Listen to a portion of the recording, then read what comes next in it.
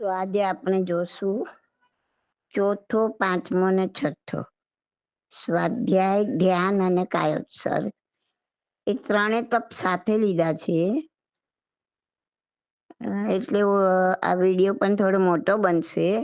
જોઈએ તો ભલે બ્રેક લઈને સાંભળજો. પણ આ ત્રણેય તપને એકબીજાથી જુદા પાડી શકાય એવું નથી. સ્વાધ્યાય, ધ્યાન અને કાયોત્સર્ગ ત્રણેય એકબીજા જોડે કનેક્ટેડ છે. સ્વાધ્યાય એટલે કે સ્વનો અધ્યાય કરતા કરતા જ ધ્યાન પ્રગટે છે, અને ધ્યાનમાંથી ક્યારે કાયોત્સર્ગમાં સરકી પડાય છે તે ખબર પણ પડતી નથી. તો આપણે જોઈએ પહેલા કે આપણે સ્વાધ્યાય કોને સમજીએ છીએ. તો આત્મ ઉપયોગી જ્ઞાન પ્રાપ્ત કરવાના હેતુથી મર્યાદાપૂર્વક શાસ્ત્રોનું પઠન અને મનન કરવું, એને આપણે સ્વાધ્યાય કહીએ છીએ. એના 5 પ્રકાર છે: વાંચના, પૃચ્છના, પરાવર્તના એટલે કે પર્યટના, ધર્મકથા અને અનુપ્રેક્ષા. તો શું ખરેખર મહાવીર સ્વામી ભગવાને આ શાસ્ત્રના અધ્યયનને જ સ્વાધ્યાય કીધું છે? ના. સ્વાધ્યાયનો મતલબ છે સ્વયંનો અધ્યાય, સ્વનો અધ્યાય. સ્વાધ્યાય તપ દ્વારા પોતાની જાતની અંદરના સ્વયંના અધ્યયનમાં ઉતરી જવાનું છે. શાસ્ત્રનું પઠન સરળ છે, કોઈ પણ ભણેલો વ્યક્તિ તે કરી શકે છે. પરંતુ સ્વાધ્યાય જટિલ છે, કેમ કે આપણે પોતે જ જટિલ છીએ. આપણામાં અનેક ગ્રંથિઓના જાળા છે. ગૂંચવાયેલા જાળામાં પૂરી દુનિયાનો ઉપદ્રવ છે. તે બધાનું અધ્યયન કરવું કઠિન છે. તમારામાં રહેલા ક્રોધનું, રાગનું, દ્વેષનું અધ્યયન કરતા હો તો તે સ્વાધ્યાય છે. પણ ક્રોધ વિશે, રાગ વિશે, દ્વેષ વિશે શાસ્ત્રમાં સમજાવેલું વાંચતા હો તો તે શાસ્ત્રનું અધ્યયન છે. ખ્યાલ આવ્યો આ બંનેમાં શું ભેદ છે? શાસ્ત્રો કોઈ બીજાના લખેલા છે, તે એના અનુભવ છે. ધારો કે આગળમાં છે તો ગંધર્વ ભગવંતોએ લખ્યા છે, મહાવીર ભગવાને પ્રરૂપ્યા છે, તો એ મહાવીર ભગવાનનો પોતાનો અનુભવ છે, આપણો નથી, આપણો પોતાનો નહીં, કેમ કે એ બીજાના લખેલા છે, બીજાનો અનુભવ છે. શાસ્ત્રોનું અધ્યયન ઉપયોગી જરૂર થઈ શકે છે, આપણા માટે ગાઈડલાઈન બની શકે છે. જ્યારે સ્વાધ્યાય એ તમારો પોતાનો અનુભવ છે, જે તમને તમારી પોતાની અંદર રહેલા તમારા દુશ્મનો, ક્રોધમાન, માયાલાભ જેવા, લોભ જેવા કસાયો, એનાથી છુટકારો અપાવે છે. શાસ્ત્ર જ્ઞાન પચે નહીં તો અહંકાર કરાવે છે, જ્યારે સ્વાધ્યાય અહંકારથી છુટકારો અપાવે છે. સ્વાધ્યાયનો અર્થ છે સ્વયંમાં ઉતરો. પૂરું જગત અંદરમાં છે, આત્મ જગત પૂરેપૂરું અંદર છે. એને જાણવા માટે જાણનારનું અધ્યયન કરો, એ સ્વાધ્યાય છે. મરતી વખતે આપણે ઘણું બધું જાણતા હોઈએ છીએ, પણ એને જ નથી જાણતા જે પાર્થિવ દેહમાંથી વિદાય લઈ રહ્યો છે. માણસ પોતાને સ્વયંને જ જાણતો નથી. એટલે જ મહાવીર ભગવાને સ્વાધ્યાયને અભ્યંતર તપ કીધું છે.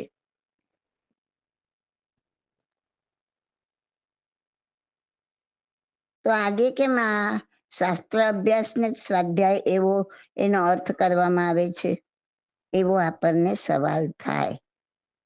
કેમ કે જેમ જેમ ઉતરતો કાળ આવતો ગયો તેમ તેમ લોકોની સ્વાધ્યાય કરવાની ક્ષમતા ઓછી થતી ગઈ. ગુરુ પોતાના શિષ્યને સ્વાધ્યાય કરવાનું કહેતા તો થોડી વારમાં શિષ્ય ઊંઘી જતો, સ્વાધ્યાયને બદલે પ્રમાદ થઈ જતો.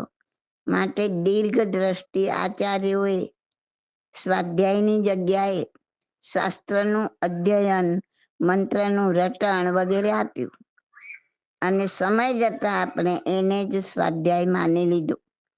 માટે ખરેખર સાચી વસ્તુ શું છે તે જાણવી ખૂબ જ જરૂરી છે. જાણશો તો ક્યારેક તે તરફ પગલું ભરાશે, નહીં તો કૂવામાંના દેડકા જેવી હાલત થશે. ખરેખર પોતાનો ખુદનો અનુભવ કાંઈ નહીં હોય, છતાં લાગશે કે હું બધું જાણું છું. મહાવીર ભગવાને બતાવેલા સ્વાધ્યાયનો અર્થ થાય છે અપ્રમાદમાં જીવો. ભગવાને ગૌતમ સ્વામીને કહ્યું ને, હે ગૌતમ, એક સમય માટે પણ પ્રમાદ ન કરીશ. તો પ્રમાદનો અર્થ હતો ભૂલી જવું, વિસ્મરણ થઈ જવું. તો ભગવાને ગૌતમ સ્વામીને કીધું કે તારા આત્માનું, તારા સ્વનું ક્ષણ માત્ર પણ વિસ્મરણ ન કરીશ. તું ખાતો હોય, પીતો હોય કે ઉપવાસ કરતો હોય, હાલતો હોય, ચાલતો હોય કે સામાયિક કરતો હોય, ઉઠતો હોય, બેસતો હોય કે ધ્યાન કરતો હોય, હર પળ પ્રતિપળ તારી અંદર જે ચેતના છે એનું વિસ્મરણ ન થાય. એક ક્ષણ પણ તું તારા આત્માને કે સ્વને વિસરતો નહીં. એની જાગૃતિ સતત જરૂરી છે. કોઈ પણ કામમાં તારું ધ્યાન તારી અંદર જ હોવું જરૂરી છે. આ દેહ તે હું નહીં, હું સિદ્ધ સ્વરૂપી આત્મા છું. તેનું એટલે કે સ્વનું સતત સ્મરણ રહે તો સ્વાધ્યાય થઈ જાય. તમે કાંઈ નથી કરતા ત્યારે પણ સ્વમાં શું થઈ રહ્યું છે તેનું અધ્યયન થવું જોઈએ. કોઈ પણ કૃત્યમાં, કોઈ પણ વિચારમાં, કોઈ પણ ઘટનામાં જો સ્વની હાજરી હશે તો તમારાથી કાંઈ ખોટું નહીં થઈ શકે. માટે જ મહાવીર ભગવાને કીધું છે કે અપ્રમાદમાં જીવો, આત્માને જાગ્રત રાખો. જાગ્રતતા એક ધર્મ છે. જ્યારે ક્રોધ આવે છે ત્યારે તમારી અંદર ક્રોધ કરનારને જુઓ. ધૃણા પેદા થાય છે ત્યારે ધૃણા કરનારને જુઓ. કોઈ પણ કામમાં તમે તમારી મૌજૂદગી જોશો તો જે કાંઈ ખોટું હશે એને મેળે ખરી પડશે. તમે જાગતા રહો તો ચોર પ્રવેશ નહીં કરી શકે. આત્માની જાગૃતિ, એનું જ નામ પ્રમાદ, એનું જ નામ સ્વાધ્યાય.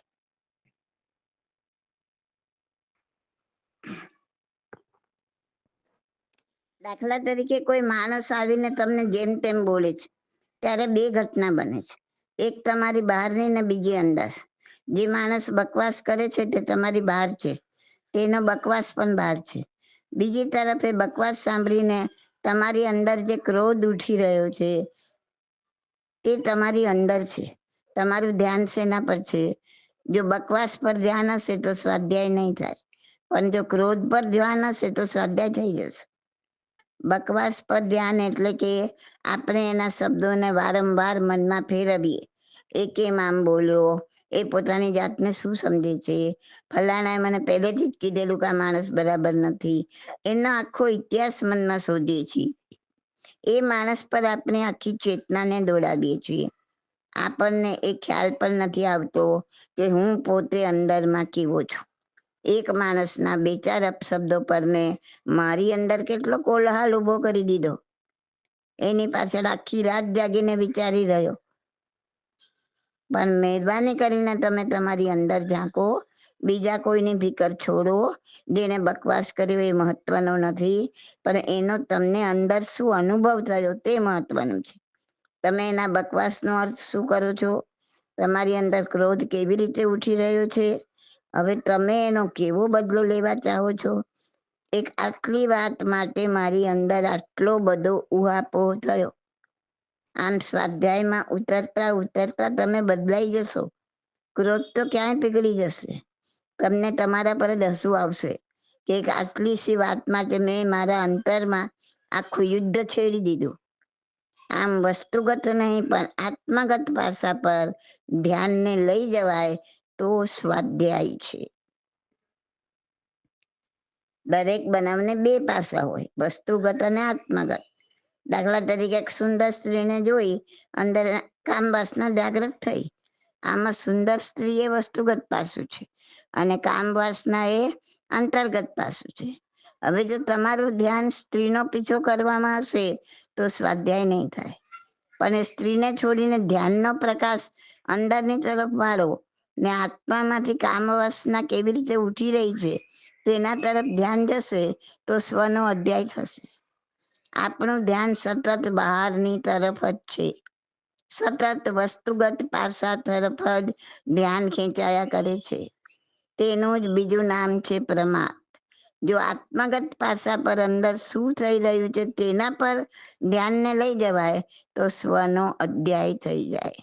જેટલા જેટલા અંદરમાં ઉતરશો, અંદરની કસાયોની ગંદકી ઓછી થતી જશે અને અંદર જવાનો આનંદ આવશે.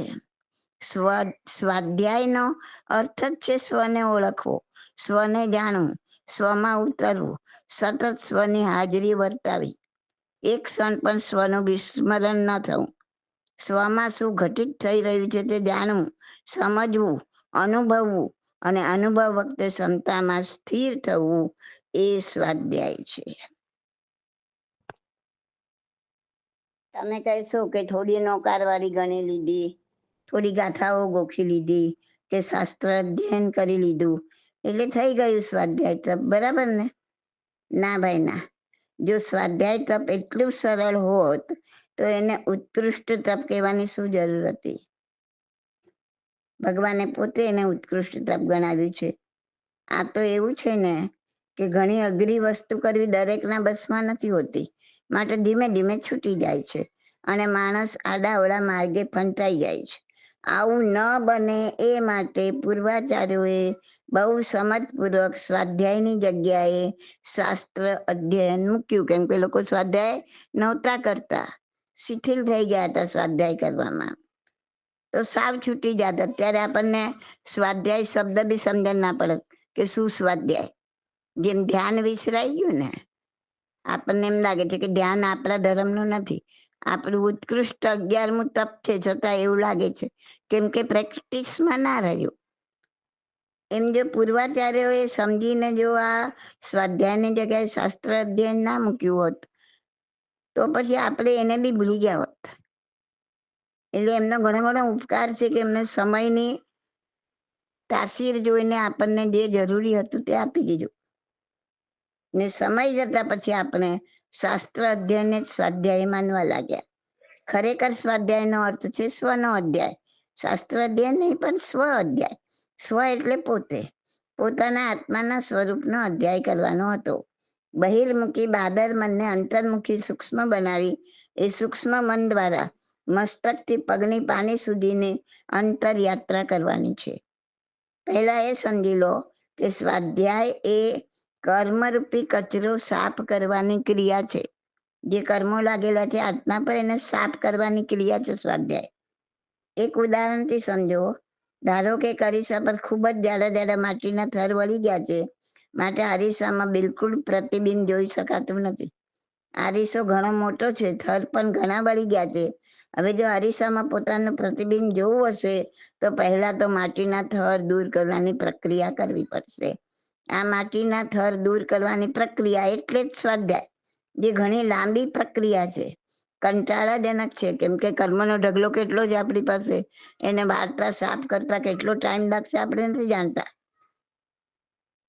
એટલે પ્રક્રિયા લાંબી છે, કંટાળાજનક છે, પરંતુ એક વાર એ પ્રક્રિયામાં સફળ થઈ ગયા એટલે કે ભલે એક જગ્યાએથી પણ પૂરેપૂરો ઊંડે સુધીના માટીના પડને તોડવામાં સફળ થઈ ગયા તો જરાક પણ અરીસાનો ભાગ દેખાશે ને, નાના અમથા ભાગમાં પણ તમારું પ્રતિબિંબ દેખાશે. ભલે એક જગ્યાએથી થોડોક જ માટીનો થર નીકળ્યો પણ છેક સુધી નીકળ્યો તો એ થોડાક ભાગમાં પણ પ્રતિબિંબ દેખાશે. એવું જ છે સમ્યક દર્શન. આત્મા રૂપી અરીસા પર ચડેલી કર્મની પ્રતરોની થરને સ્વાધ્યાય રૂપી અથાગ પ્રયત્ન દ્વારા જો એકાદ જગ્યાએથી પણ મૂળ સુધી દૂર કરવામાં સફળ થયા તો એટલા ભાગમાંથી આત્માનો પ્રકાશ, આનંદ જ આનંદ એ બહાર પડશે. એ અવર્ણનીય હશે, અકલ્પ્ય હશે. તે જ છે સંકિત, તે જ છે સમ્યક દર્શન. દર્શન થઈ ગયા ને, આત્માનો અનુભવ થઈ ગયો. આત્મા કેવો છે, કેટલો પ્રકાશિત છે, કેટલો આનંદદાયક છે એની એક ઝલક મળી ગઈ. હવે એકવાર ખબર પડી ગઈ, એની ઝલક મળી ગઈ તો પછી પૂરેપૂરો આત્માને કર્મ મુક્ત કર્યા વગર આ જીવ છોડશે ને. જેમ ચાદરમાં એક છીંડું પડે તો ધીમે ધીમે આખી ચાદર ફાડી નાખવા સમર્થ છે, તેમ એક વખત સમ્યક દર્શન પ્રાપ્ત કરવાની જો સાધના સફળ થઈ ગઈ તો પછી કેવળ દર્શન, કેવળ જ્ઞાન પ્રાપ્ત કરવાની જવાબદારી એની છે. ભલે સ્વાધ્યાય તો ઘણો લાંબો સમય, ધીરજ અને ક્ષમતા માંગી લે છે, પણ સ્વાધ્યાય વગર સમ્યક દર્શન પ્રાપ્ત થઈ શકતું નથી. સ્વ અધ્યાય સમજો, જ્યાં જ્યાં સ્વાધ્યાય આવે છે, શાસ્ત્ર અભ્યાસ નહીં. શાસ્ત્ર અભ્યાસ જાણકારી માટે જરૂરી છે, પણ સમ્યક દર્શન માટે સ્વ અધ્યાય જરૂરી છે.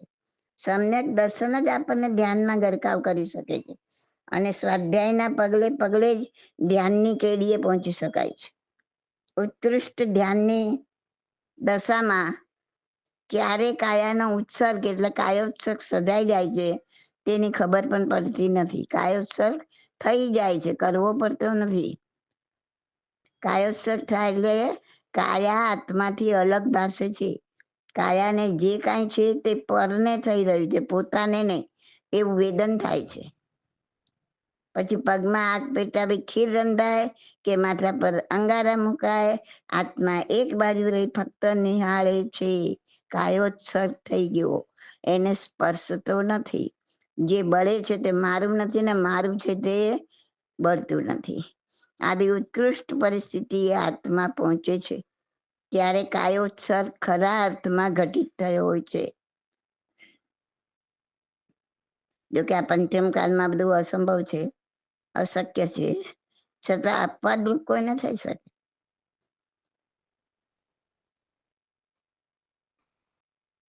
કર્મનો કચરો સાફ કરતા કરતા કદાચ જન્મારોપણ નીકળી જાય, કદાચ 2, 5, 15 ભાવ પણ લાગી જાય, છતાંય સ્વાધ્યાયની શરૂઆત પણ થઈ જાય ને તો પણ આપણે ધન્ય બની જઈએ.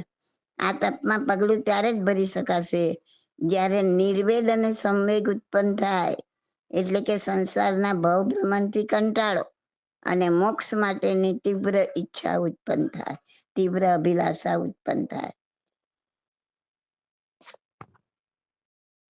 આપણે જાણીએ છીએ કે એક જીવ સિદ્ધિ પદને પામે ત્યારે એક જીવ નિગોદમાંથી બહાર આવે, પણ આ નિયમ પહેલી વાર છે, બીજી વાર નહીં.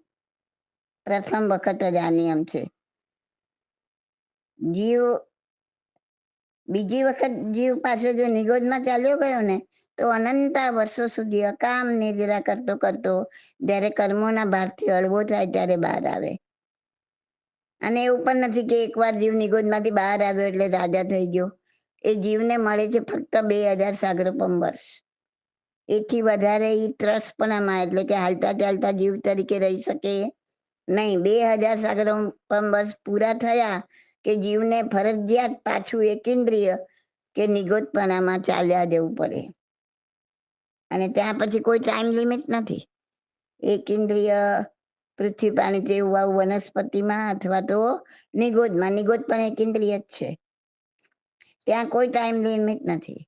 ત્યાં અનંતા કરોડો પલ્યોપમ સાગરોપમ વર્ષ સુધી પડ્યા જે કાંઈ તમે અહીંથી એને લગતા એક ઇન્દ્રિયને લગતા જે કાંઈ કર્મો ભેગા કરીને ગયા છો ત્યાં પડ્યા નિર્જરો.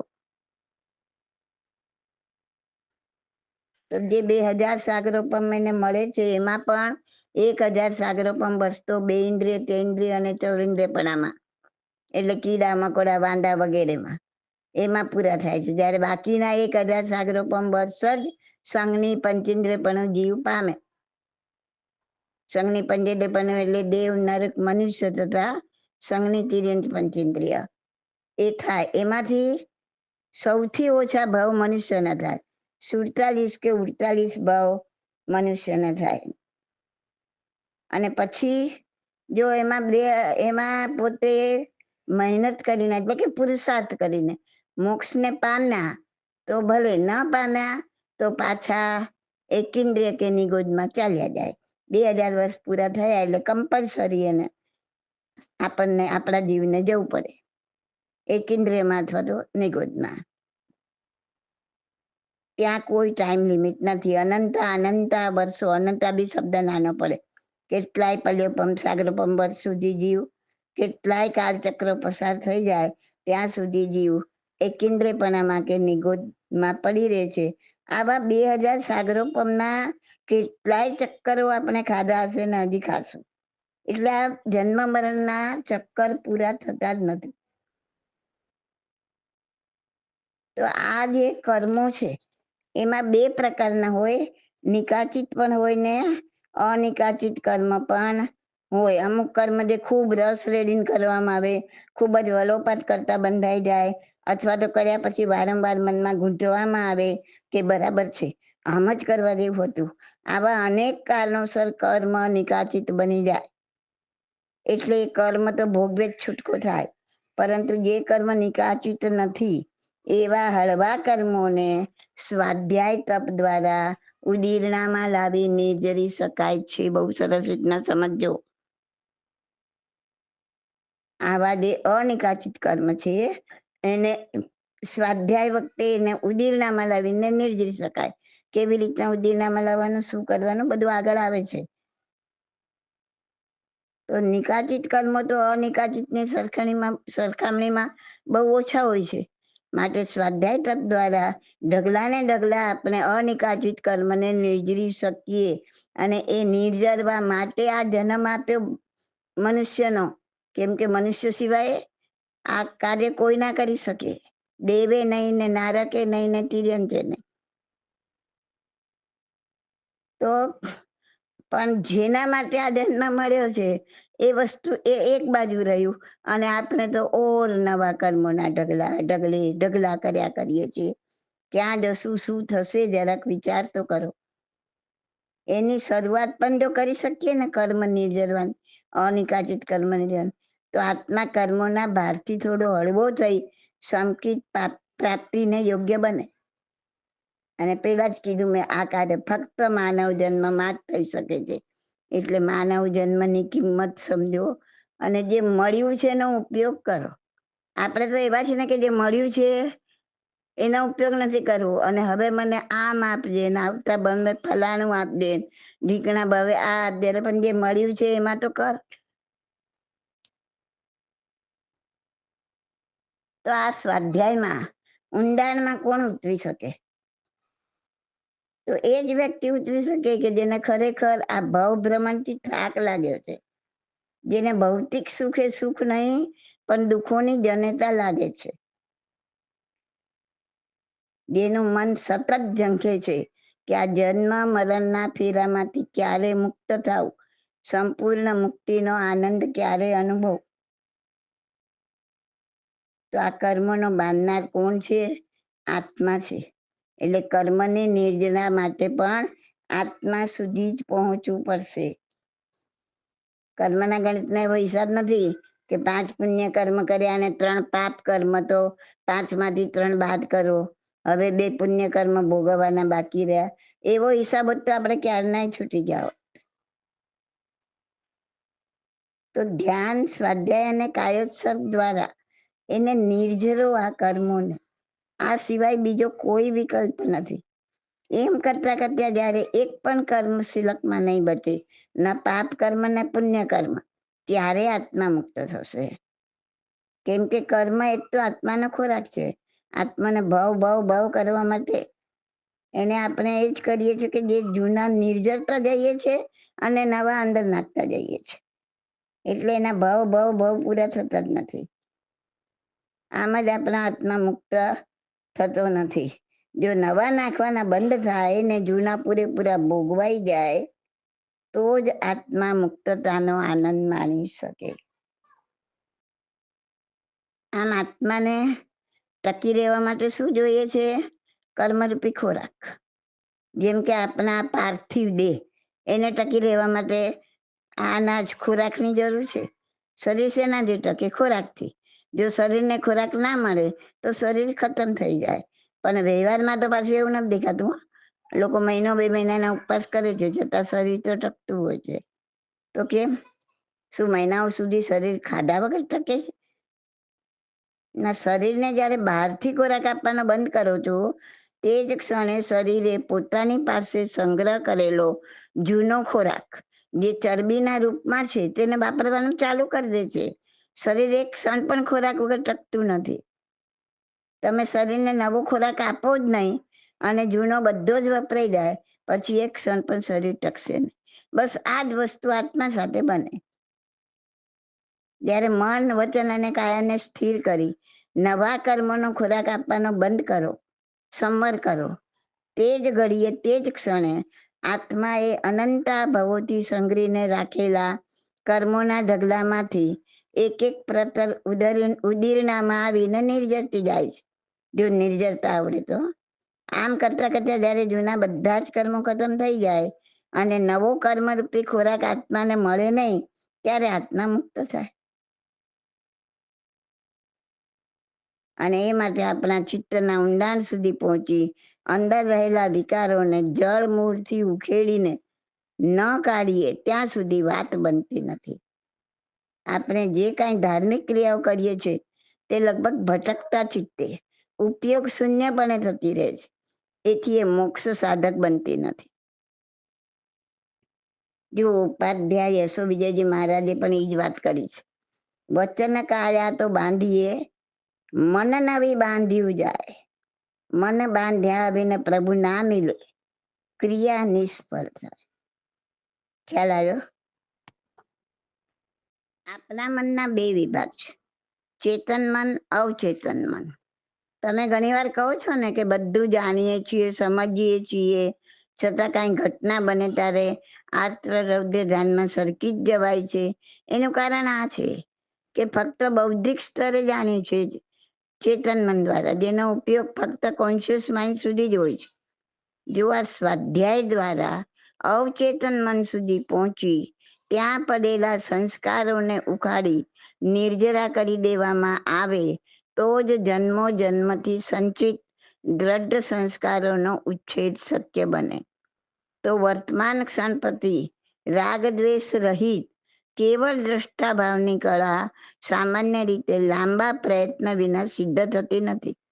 સ્વાધ્યાય દ્વારા અવચેતન મનમાં પડેલા, એટલે કે સબકોન્શિયસ માઇન્ડમાં, એમાં પડેલા જન્મ જન્માંતરના સંસ્કારોને દૂર કરી એને નિર્મળ બનાવવાનું છે.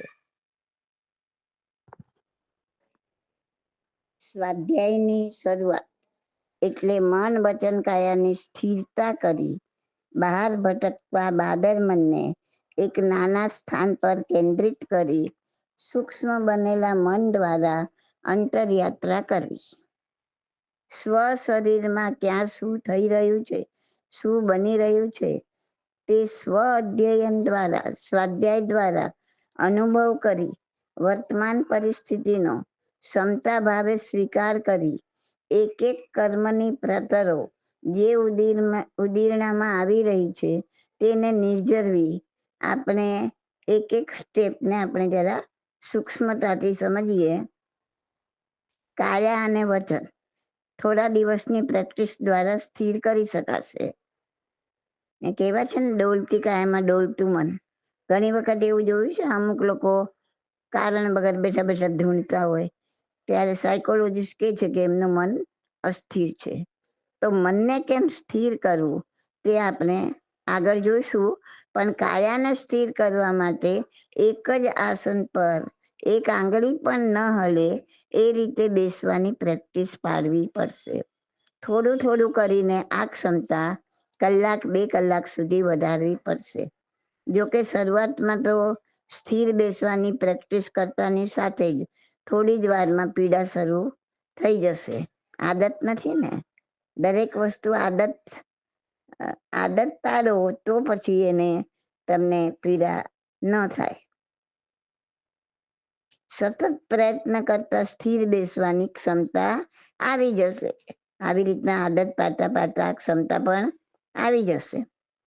હવે જોઈએ વચનનું મૌન. તો ફક્ત હોઠ બીડેલા રાખવાથી મૌન નથી પડાઈ જતું, કેમ કે ફક્ત જીભ નથી બોલતી, શરીરના બીજા અંગો પણ બોલે છે, આંખના ઈશારા પણ બોલે છે, મોંના હાવભાવ પણ બોલે છે, હાથ પગ આંગળીઓથી કરેલા ઈશારા પણ બોલે છે. તો આ સ્વાધ્યાય અને એમાંથી જ આગળ વધતા ધ્યાન અને કાયોત્સર્ગની સાધના કરવા માટે એવું મૌન ધારણ કરવું કે જેમાં આંખના કે આંગળીના પણ ઈશારાથી વાતો ન હોય. થોડા વખતની પ્રેક્ટિસ દ્વારા એ પણ સિદ્ધ થઈ જશે. હવે જોઈએ કે મનને કેમ સ્થિર કરવું, સૂક્ષ્મ બનાવવું અને સૂક્ષ્મ બનેલા મન દ્વારા સ્વાધ્યાયની સાધના કેવી રીતે કરવી, પોતાની જ અંદર રહેલા પરમાત્માને કેવી રીતે પામવો.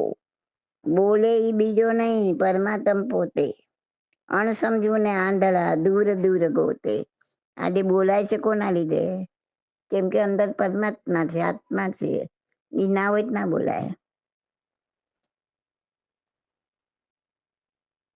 તો આ સ્વાધ્યાય નામના તપનું અંતિમ લક્ષ્ય ફળ એ નથી કે મનને શાંત કરવાનું, નિર્વિચાર કરવાનું કે નિર્વિકલ્પ કરવાનું. આપણે તો નિર્વિકાર બનવું છે. નિર્વિચાર નહીં, નિર્વિકાર, વિકાર રહિત. નિર્વિકાર શું કામ બનાવવાનું? નિર્વિકાર મન શું કામ જોઈએ? તો કે માણસનો સ્વભાવ જ એવો બની ગયો છે કે જ્યારે જુઓ ત્યારે વિકાર પેદા કરે અને વ્યાકુળ થાય. વિકાર પેદા થયો કે વ્યાકુળ થાય જ, એ કુદરતનો નિયમ છે. માણસ વિકાર પર વિકાર જગાવે છે ને દુઃખી થાય છે. ભય, વાસના, ક્રોધ, અહંકાર, કોઈ પણ વિકાર જાગ્યો કે આપણા મનની શાંતિ નષ્ટ, આપણે દુઃખી થઈ જશું. અંદર સાચા અર્થમાં સુખ શાંતિ માટે આપણું અંતિમ લક્ષ્ય છે આપણા અવચેતન મનને વિકાર મુક્ત કરવાનું. દરેક વ્યક્તિએ પોતાના વિકારોથી મુક્તિ સ્વયં પ્રયત્નથી, સાધનાથી, સ્વ અધ્યાયથી કરવી પડશે અને એના માટે અંતર્મુખી બનવું પડશે. બહારની કોઈ પણ વ્યક્તિ આપણા મનના વિકારોને નીકાળી દે એ અસંભવ વાત છે. દરેકે પોતાના પરિશ્રમથી વિકારોને નીકાળવાનું છે. તેના માટે આ સ્વાધ્યાય તથા ધ્યાન સાધના છે. અંદરની સચ્ચાઈને સ્વ અનુભવથી જાણવાનું છે. જાતે જાણીને માનવાનું છે, કોઈના કહેવાથી નહીં. તે માટે મનને સૂક્ષ્મ બનાવવાનું કામ પહેલા કરવું પડશે. બહાર ભટકતું મન મોટું છે, બાદર છે, સ્થૂળ છે. તે બાદર મન અંદરનો અનુભવ કરી શકે નહીં. એને સૂક્ષ્મ બનાવવા માટે મનને એક વસ્તુ પર ટકતા શીખવવું પડે. મન માટે તો પહેલા એ જાણવું પડશે કે એને ભટકાવનાર પરિબળો કયા છે.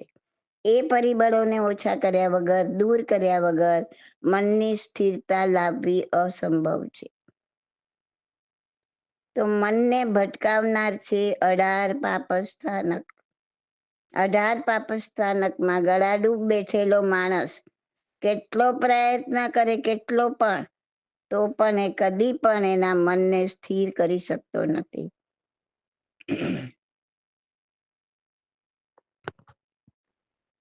પહેલા દરેક પ્રકારના પાપનો વિચાર કરો, ચિંતન મનન કરો. શું પાપ છે? મારી શું માન્યતા છે? હું ક્યાં છું? એ વિચારી તે પ્રમાણે પાપથી પાછા હટવાનો પ્રયત્ન કરો, તો જ મનને સ્થિર કરી શકશો. ઘણા કહે છે ને મારું મન સ્થિર થતું જ નથી. ક્યાંથી થાય? ગળાડૂબ પાપમાં બેઠા છો તો ક્યાંથી થવાનું છે? કેમ કે આ 18 પાપસ્થાનક તો ઘૂઘવતો મહાસાગર છે. મનને સ્થિર થવા દે જ નહીં. થોડા પાછા હટવાથી એની ગતિની તીવ્રતા ઓછી થશે. તો જ મનરૂપી સાધન દ્વારા સ્વાધ્યાય અને ધ્યાનના તપમાં ડૂબકી લગાવી શકશું. આ સ્વાધ્યાયમાં કેવી રીતના ઉતરવું, શું કરવું એ સમજાવવા માટે ડાયરેક્ટ હું કહી દઉં તો કાંઈ સમજ નહીં પડે, પણ એના માટે આ બધી પૂર્વ ભૂમિકા તૈયાર કરવી પડશે કે ભાઈ તમારે મનને સ્થિર કરવાનું છે. વચન અને કાયાને તો કરી શકશો. તો હવે મનને સ્થિર કરવા માટે મનને ભટકાવનાર જે આ 18 પાપસ્થાનક છે એમાંથી બહાર નીકળો. કેવી રીતના? તો કે ભાઈ એના માટેનું મનન ચિંતન કરો. હું એક પેલું પાપસ્થાનક સમજાવું છું કેવી રીતના મનન ચિંતન કરવું. એના પછી બાકીના બધા પાપસ્થાનક તમે વિચારીને એના પર ચિંતન કરીને એમાંથી બહાર નીકળજો. તો પહેલું જ પાપસ્થાનક પ્રણાતિપાત વિશે થોડું ચિંતન કરીએ. કોઈ પણ જીવને કોઈ પણ પ્રકારે દુઃખ આપવું તે હિંસા છે. મહાવીર ભગવાને દરેક જીવને સમાન મહત્તા આપી છે. દરેક જીવને સુખ દુઃખની લાગણી સમાન છે. જીવ તો એના જ છે, કોઈ નાનો નથી, કોઈ મોટો નથી. એના આત્મા પ્રદેશો તો એ જ ના એ જ છે. એવું નથી કે મારો જીવ અત્યારે મનુષ્યપણામાં છે એટલે હું મોટો જીવ અને કાલે હું નિગોદમાં ચાલી જાઉં તો હું નાનો જીવ. ના ભાઈ ના, જીવ ફક્ત ખોડિયા નાના મોટા ધારણ કરે છે, પૂતગલ નાના મોટા ધારણ કરે છે. જીવના આત્મા પ્રદેશોમાં કોઈ ફરક પડતો નથી. આત્મા પ્રદેશનો ગુણ છે કે જ્યારે નાનું ખોડિયું મળે ત્યારે સંકોચાઈને બધા જ આત્મા પ્રદેશો એટલામાં સમાઈ જાય, અને મોટું ખોડિયું મળે ત્યારે એટલા જ આત્મા પ્રદેશો એમાં વિસ્તરીને રહે. એ તો આપણે પાંચમા આરાના વક્ર ને જળ બુદ્ધિધારીઓની બલિહારી છે કે આપણે કોઈ જીવને મોટો માનીએ ને કોઈ જીવને નાનો માનીએ છીએ. તો મગજમાં પહેલા એ ફિટ કરો કે કોઈ જીવ નાનો મોટો છે જ નહીં. દરેક જીવ એક સરખી જ સુખ દુઃખની લાગણી અનુભવે છે. પછી તે આંખે દેખી શકાય તેવા અગ્નિકાય કે આંખે ન દેખી શકાય એવા અગ્નિકાય કે વાયુકાયના જીવ હોય તોય ભલે, કે વિશાળકાય યુગલિયાના જીવ હોય તોય ભલે. સૌ પ્રથમ તો દરેક જણ પોતાનું આત્મનિરીક્ષણ કરે કે મહાવીરની માન્યતા સાથે મારી માન્યતા 100% મેચ થાય છે કે નહીં.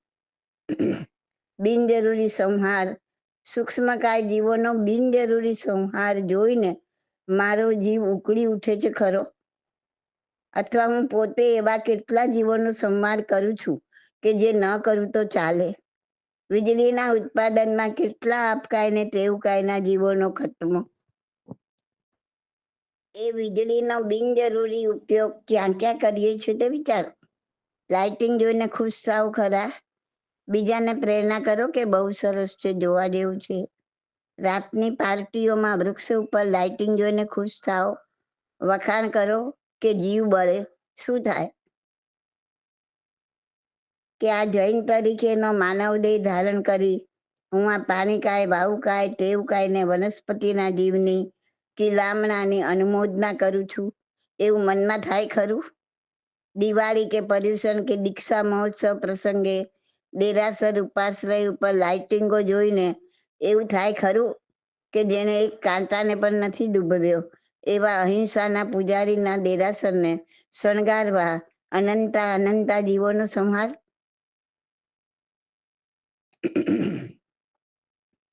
તો આ બધું ચિંતન કરતા આપણે ક્યાં છીએ, આપણે શું કરવું જોઈએ, ક્યાં ક્યાં આપણે જીવ હિંસાથી અટકવું જોઈએ, એ બધું આપણને ચિંતન મનનમાં લાવીને એ જે પાપ આપણે કરી રહ્યા છીએ એમાંથી પાછા હટવાનું. મનને જો સ્થિર કરવું હશે તો પાપમાંથી પાછા હટવું જ પડશે. પાપમાં ગળાડૂબ બેસેલો માનવી મનને સ્થિર કરી શકે નહીં. તો સુજ્ઞ લોકોએ ફક્ત મહાવીરના સિદ્ધાંતને પકડી લો અને સિદ્ધાંત પર ચાલવાની કોશિશ કરો તો જ હિંસા નામના પાપથી પાછા હટાશે. તો જ્યાં સુધી નાની સરખી હિંસામાં આપણી અનુમોદના હશે ત્યાં સુધી આપણે આત્મામાં સ્થિર થઈ શકશું નહીં. સ્વાધ્યાય કે ધ્યાન નામના તપમાં ઊંડાણ સાધી શકાશે નહીં. આ એક પાપસ્થાનકને મેં બહુ શોર્ટમાં ચિંતવન બતાવ્યું. આ રીતે 18 પાપસ્થાનક વિશે ચિંતવન કરી પાપમાંથી આપણે પાછા હટવાનું છે. આત્મનિરીક્ષણ કરી, ચિંતન મનન કરી, સ્વાધ્યાય કાળ દરમિયાન તો કડકપણે આ પાપોનું સેવન ન જ થવું જોઈએ એવી પ્રતિજ્ઞા લેવી. ત્યારબાદ જીન મુદ્રામાં અથવા સુખાસને બેસી કાયાને સ્થિર કરવી. બિલકુલ મૌન ધારણ કરવું, ઈશારાથી પણ વાતો નહીં, જેને આર્ય મૌન કહેવાય. આ રીતે કાયા અને વાણીની સ્થિરતા કરવાની. પ્રેક્ટિસ થતા પછી એટલી તમને ક્ષમતા આવી જશે કે એકાદ કલાક સુધી બિલકુલ આંગળી ન હલાવો, એ રીતના તમે બેસી શકશો. કાયાની સ્થિરતા થઈ શકશે.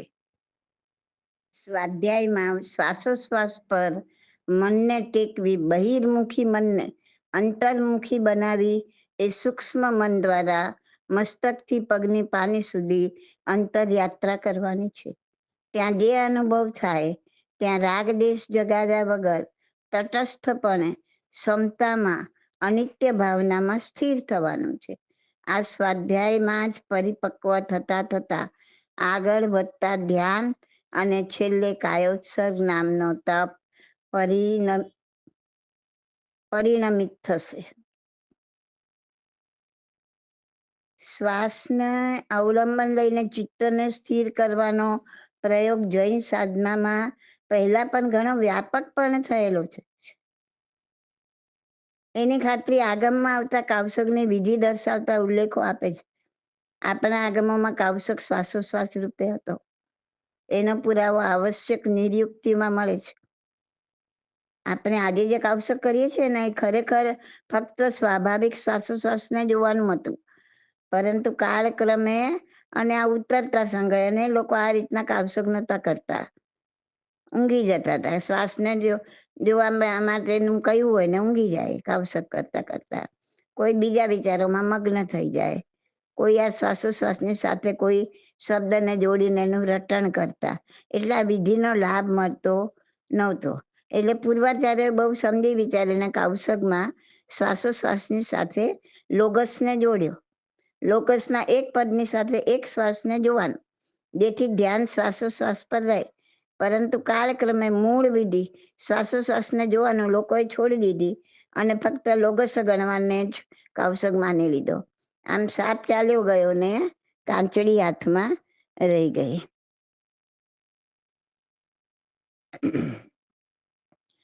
બીજું તમે જુઓ કે શ્વાસને અને આ વિકારોને પણ ગાઢ સંબંધ છે.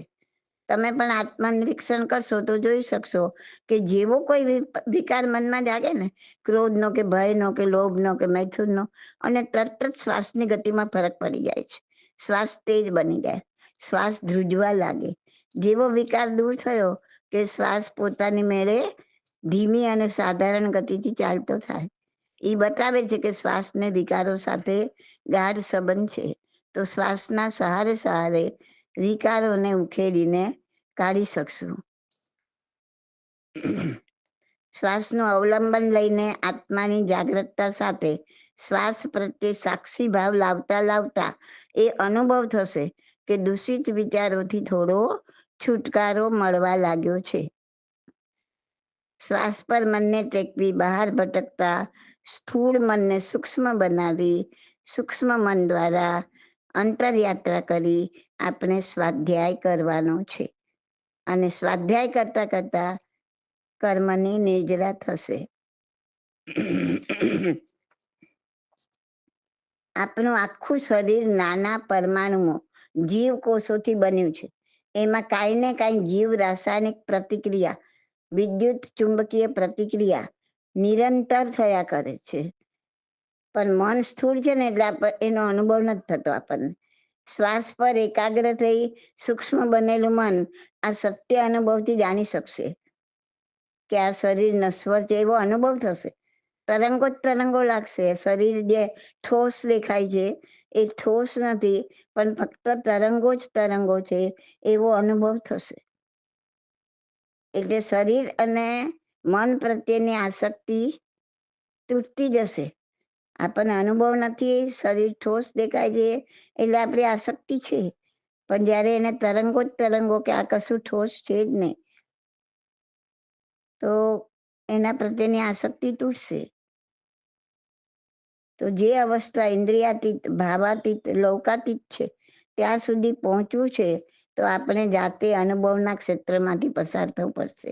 જ્યારે આપણે પોતે સ્વનો અધ્યાય કરતા કરતા સ્વ અનુભવ દ્વારા જાણશું કે એક આંખના પલકારા જેટલા સમયમાં કેટલા પરમાણુ ઉત્પન્ન થાય છે, નાશ પામે છે, ત્યારે મહાવીર ભગવાનના શબ્દો ઉપનેયવા વિજ્ઞેયવા બરાબર સમજાશે. ત્યારે આત્મા સમજશે અનુભવથી કે આવા ક્ષણભંગુ શરીર પર શું રાગ કરવું, શું દ્વેષ કરવું. આમ ઘણી વાર કીધું હશે, વાંચ્યું હશે, ગોખી બી કાઢ્યું હશે કે રાગ દ્વેષ નથી કરવાનો આ શરીર ઉપર, પણ થઈ જાય છે, જતો નથી. પણ જ્યારે આવા અનુભવથી પોતે જાણશે ત્યારે ઓટોમેટિક છૂટી જશે. અંતરયાત્રા વગર સ્વાધ્યાય, ધ્યાન, કાયોત્સર્ગ જેવા તપ ઘટિત થઈ શકે નહીં.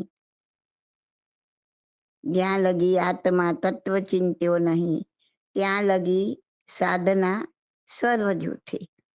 બરાબર ને?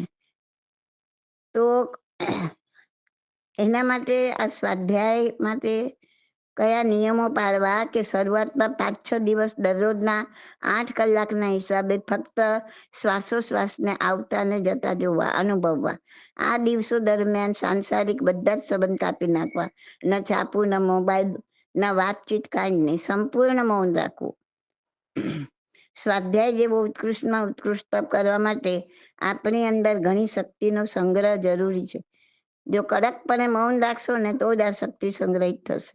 બોલવાથી શક્તિ વેડફાઈ જશે તો સ્વનો અધ્યાય કેવી રીતે કરશો? કડકપણે મૌન રાખવાથી મૃષાવાદ એટલે કે જુઠ્ઠું નહીં બોલવું એ નિયમ પણ આપોઆપ પલાઈ જશે. 18 પાપસ્થાનકમાંના પહેલા 4 પાપ પ્રણાતિપાત, હિંસા એટલે પ્રણાતિપાત એટલે હિંસા, મૃષાવાદ, મૈથુન, આ બધા છે, અદત્તાદાન. આ 4 વ્રત એટલા કડક પ્રમાણે પાળવાના છે ને કે જાન જાય પર વચન ન જાય. તો જ આ તપનો ફાયદો મળી શકશે.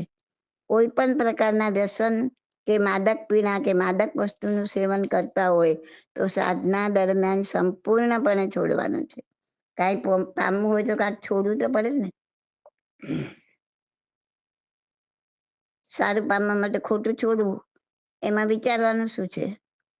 બરાબર ને? હવે શ્વાસને જોતી વખતે શું ધ્યાનમાં રાખવું? ખાલી જોવાનું કે શ્વાસ આવે છે, જાય છે. એને વધારવાનો નથી, ઘટાડવાનો નથી. લાંબો છે તો જાણી લેવાનું કે લાંબો છે, ટૂંકો છે તો જાણી લેવાનું ટૂંકો છે. શ્વાસની કસરત નથી કરવાની. સ્વાભાવિક રીતે જે આવે છે ને જાય છે ને એની ફક્ત નોંધ લો. આ શ્વાસની ખબર ના પડતી હોય તો 2-3 ઝડપથી શ્વાસ લઈ પછી સ્વાભાવિક શ્વાસ પર આવી જવાનું. પણ જો મન ભાગી જાય તો સજગ રહી તેને તરત પાછું શ્વાસ પર લઈ આવવાનું. શ્વાસ સાથે કોઈ શબ્દ, કોઈ નામ, કોઈ મંત્ર, કોઈ રૂપ, કોઈ આકૃતિ, કોઈ રટણ કાંઈ જ જોડવાનું નહીં. શ્વાસને શુદ્ધ જ રાખજો. જો કંઈ પણ જોડી દીધું તો આ વિધિનો ફાયદો મળશે નહીં. તો આપણે એ ધ્યાન રાખવાનું કે શ્વાસની કસરત કરવાની નથી, નહીં તો તમારી આ વિધિ સફળ થશે નહીં. અને કોઈ જાતની અપેક્ષા નહીં રાખવાની. આને તો ખબર પડે છે, આને તો આમ થાય છે, મને નથી થતું, હવે આમ કરીશ તો જ આમ થશે. કોઈ પણ જાતની અપેક્ષા નહીં. એવી પણ અપેક્ષા કરશો ને કે અરે મને ખબર જ નથી પડતી, બીજાને તો પડે છે, મને ક્યારે પડશે, મારું સાચું થાય છે ખોટું, આવા કોઈ જ વિચારો નહીં કરવાના. જે બની રહ્યું છે અત્યારે એ આ ક્ષણની સચ્ચાઈ છે, એને સ્વીકારી લેવાનું. નથી ખબર પડતી તો નથી ખબર પડતી, એ આ ક્ષણની સચ્ચાઈ છે, તો એની અપેક્ષા કરવાની નહીં. સ્વમાં શું ચાલી રહ્યું છે એને ખાલી જાણવાની છે. એમાં કંઈ વધારવાનું પણ નથી ને ઘટાડવાનું પણ નથી. જો ચિદાનંદજી મહારાજની આ સજ્જાય એમાં પહેલી કડીમાં જ આ વાત સચોટ વાત કરી છે. અવધૂત નિરપક્ષ વિરલા કોઈ દેખ્યા જગત સૌ જોઈ, સમરસ ભાવ ભલા ચિત જાકે, થાપ ઉથાપ ન કોઈ, અવિનાશી કે ઘર કી બાતા, જાને કો સરનો નર સોઈ. ચિદાનંદી કહે છે કે અવિનાશી એટલે આત્માને ઘરની વાત, એટલે આત્માને કોણ જાણી શકશે? આત્મદર્શન કોણ કરી શકશે? જે નિરપક્ષ હશે, જેના ચિત્તમાં ક્ષમતા ભાવ હશે, અને જે નર જ્યારે જેવું બની રહ્યું છે તેમાં કોઈ પણ થાપ કે ઉથાપ કર્યા વગર, એટલે વધાર્યા કે ઘટાડ્યા વગર એનો સ્વીકાર કરશે. આ તો છે વિપશ્યના સાધના.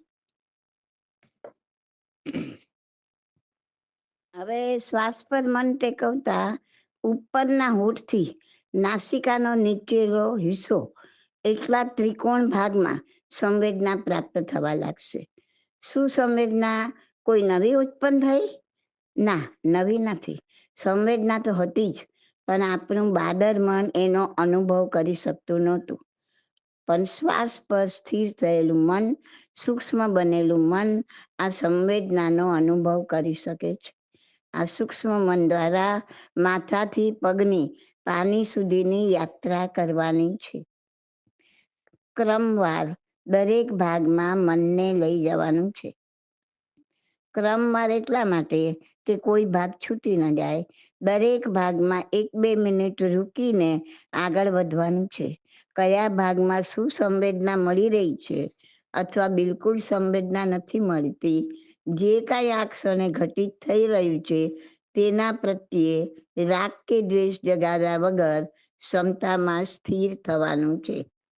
આ ક્ષણની સચ્ચાઈને સ્વીકારીને કોઈ પણ જાતની અપેક્ષા જગાવ્યા વગર, કંઈ પણ આપણા મનથી જોડ્યા કે તોડ્યા વગર, જે છે, જેમ છે, જેવું છે તેનો અધ્યાય કરતા કરતા, સ્વાધ્યાય કરતા કરતા અંતરયાત્રા કરવાની છે. હવે આપણે જાણીએ કે શું છે સંવેદના, અને તેના પ્રત્યે રાગ દ્વેષ જગાવ્યા વગર તટસ્થપણે જોવાથી, અનુભવવાથી કર્મની નિર્જરા કેવી રીતે થાય છે. સ્વાધ્યાય ધ્યાનમાં જ્યારે તમે કાયાથી સ્થિર થાઓ છો એટલે કાયા દ્વારા આવતા કર્મોનો આશ્રવ બંધ થાય છે. શાસ્ત્રની ભાષામાં કર્મોનું આવવું એટલે આશ્રવ, કર્મો અટકી જવા, રોકાઈ જવા એટલે સંવર, અને કર્મનું ઉદ્ભવવું તે ઉદીરણા, ને ઉદીરણા થઈને આવેલા કર્મોનું ખતમ થઈ જવું એટલે નિર્જરા. શાસ્ત્રને જાણવું હોય તો શાસ્ત્રની ભાષા પણ થોડી સમજવી પડે ને. ધ્યાનમાં આપણે જે આર્ય મૌન કરીએ છીએ, ઈશારાથી પણ વાતો નહીં, એટલે વચનથી આવતા કર્મો પણ સંવર થાય છે, અટકી જાય છે. કાયાથી અને વચનથી બંને કર્મો જ્યારે અટકી જાય છે અને તમે કોઈ પણ જાતનો વિચાર નથી કરતા, સંપૂર્ણપણે વર્તમાનમાં છો, ન ભૂતમાં ભાગી રહ્યા છો, ન ભવિષ્યની કલ્પનામાં ખોવાયેલા છો, તે ક્ષણ પણ એવી હશે કે મનથી આવતા કર્મો પણ સંવર થશે. હવે ધ્યાનથી અનેક ક્ષણોમાંથી એક ક્ષણ પણ એવી જાય કે તે ક્ષણે મન, વચન અને કાયા ત્રણેયથી સ્થિર છો. ત્રણેય દ્વારા થતો આશ્રવ ભલે એક ક્ષણ તો એક ક્ષણને માટે સંવર છે, તો તે ક્ષણ ખૂબ મહત્વની થઈ ગઈ. તે ક્ષણ શું થશે?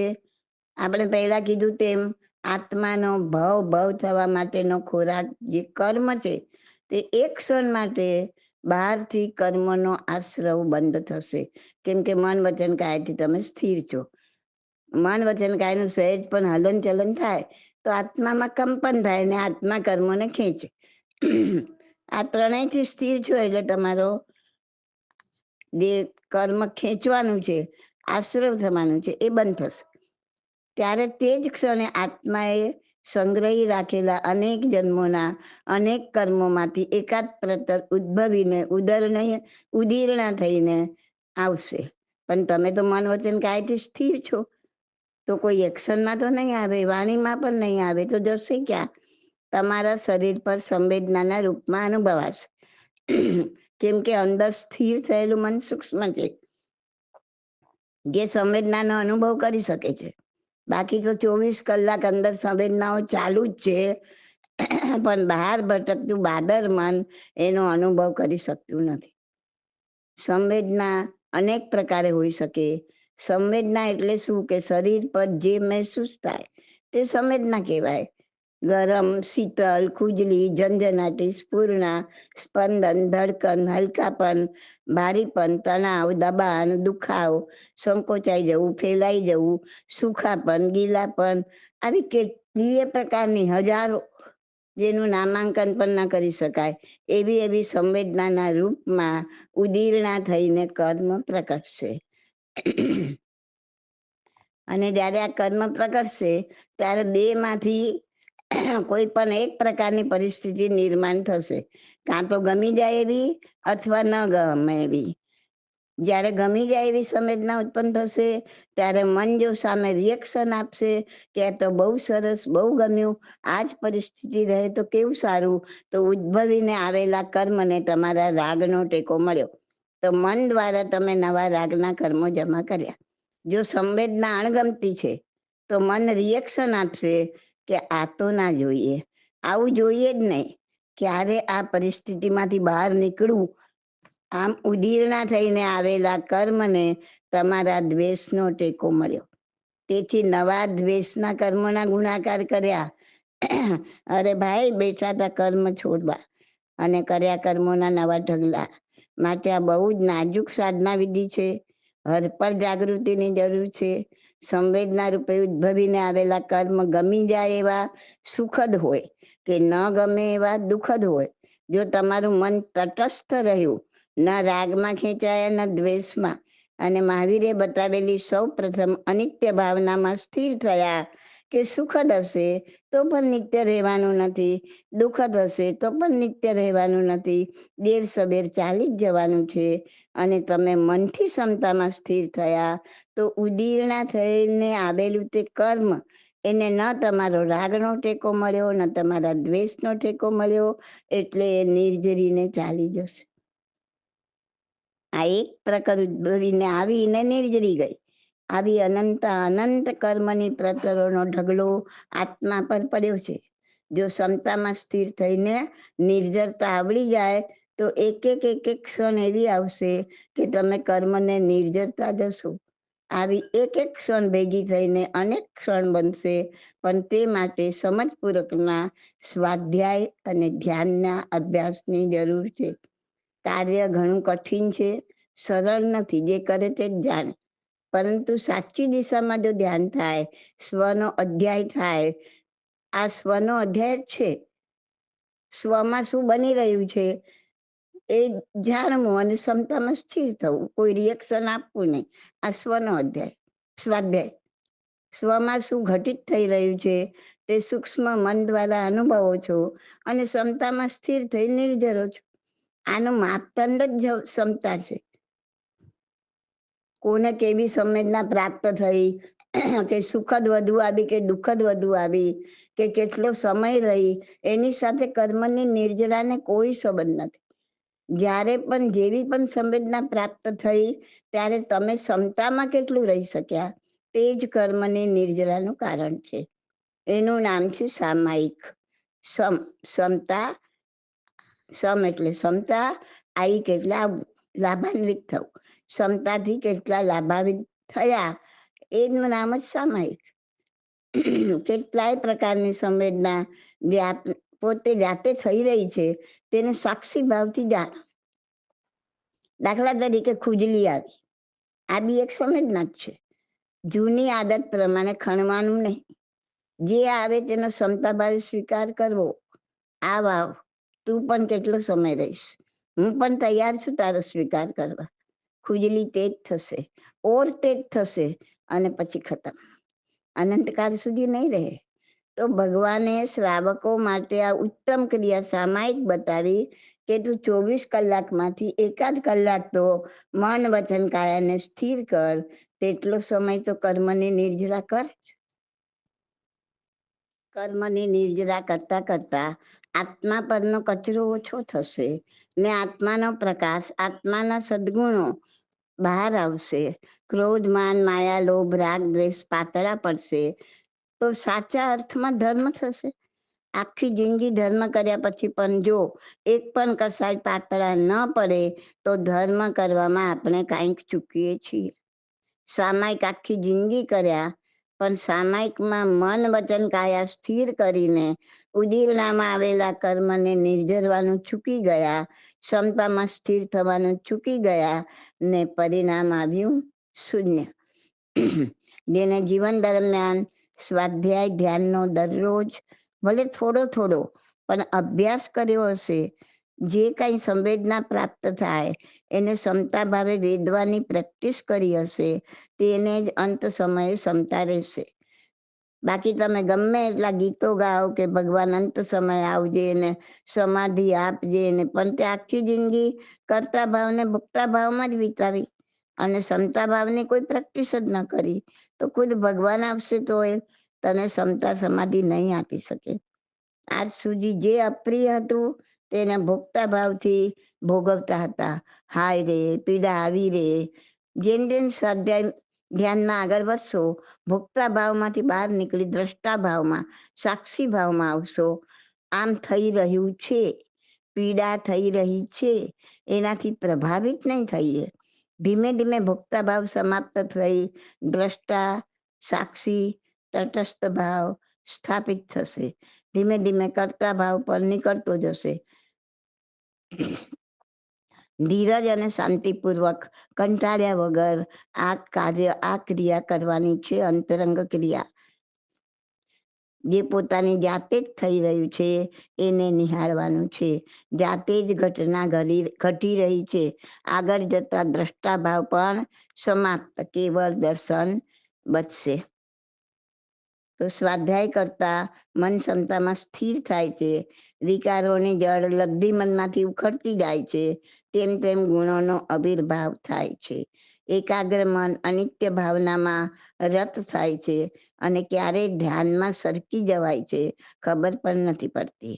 ધ્યાનમાં ગરકાવ થતા થતા ક્ષણમાં ઉત્પન્ન થતા અને નાશ થતા શરીરના કણો તથા ચિત્તના પ્રપંચને નિહાળતા નિહાળતા કાયાનો ઉત્સર્ગ થઈ જાય છે. ક્ષણભંગુર કાયાનો અનુભવ થતા કાયા પ્રત્યેની જે માયા છે તે ઓસરતી જાય છે.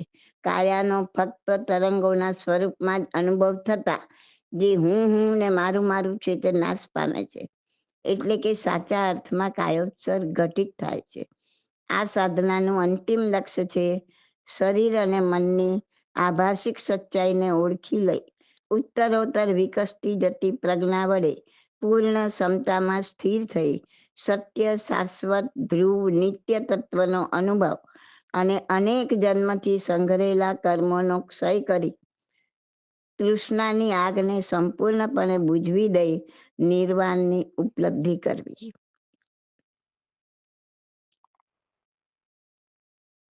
આ ઓડિયોમાં મેં પ્રશ્નોત્તર રત્નમાલા ભાગ 2 એનો સવાલ નંબર 198થી 260 સુધીના સળંગ સવાલ જવાબની અંદરથી અમુક અમુક ભાગ લીધો છે. તમે એ બધા જ વાંચી જજો તો તમને બહુ સરસ રીતના આખું જે સમજાવ્યું છે, કેવી રીતના નિર્જરા થાય છે, કેવી રીતના કર્મો ઓછા થાય છે, કેવી રીતના ક્ષમતામાં આમાં ડૂબવાનું છે, ઘણું બધું બુકમાં સમજાવ્યું છે. એનો તો અડધો ભાગ બી નથી લીધો મેં આમાં, કારણ કે બહુ મોટો ઓડિયો થઈ જાય એટલે એની પણ એક લિમિટ હોય છે. એટલા માટે તમે વાંચી જજો તો તમને ખ્યાલ આવી જશે કે શું છે સ્વ અધ્યાય, શું છે ધ્યાન, શું છે કાયોત્સર્ગ. પણ આ વાંચીને કરવા નથી બેસી જવાની, ખાસ ધ્યાન રાખજો.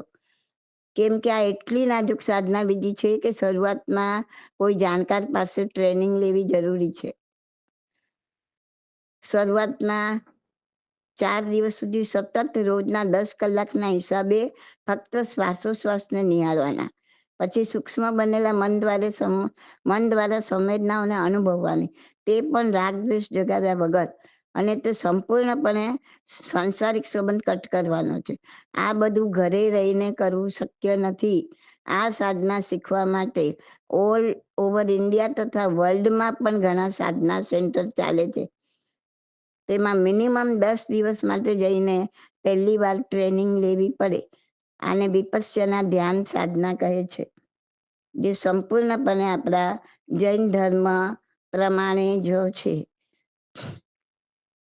એના ઘણા બધા સવાલ જવાબ આ વિપશ્યના સાધના માટે સવાલ છે, આવેલા છે, અને એનો જવાબ હું આના પછીના ઓડિયોમાં આપું છું. તો તમે આ સાંભળીને પછી આના પછીનો ઓડિયો પણ સાંભળજો, જેનું હેડિંગ હશે કે વિપશ્યના વિશે આવેલા સવાલોના જવાબ, એવું કાંઈક હેડિંગ હશે. તો એ પણ જોડે સાંભળી લેજો. આ મર્યાદા છે આની, એટલે અહીંયા હું હવે બંધ કરું છું. તો તમને પૂરેપૂરો ખ્યાલ આવી જશે કે શું છે એ વસ્તુ, શું આપણે કરવાનું છે, શું કરી રહ્યા છીએ. તો આશા રાખું છું કે તમને સ્વાધ્યાયનો તો ખ્યાલ આવી ગયો હશે બરાબર. સ્વાધ્યાય, ધ્યાન અને કાયોસર સમજાઈ ગયું હશે. એના માટે વિપશ્યના સાધના માટે આવેલા સવાલના જવાબ તમને આના પછીના ઓડિયોમાં મળશે. This audio is by Subodhi Masalia. My contact number is 88500 88567.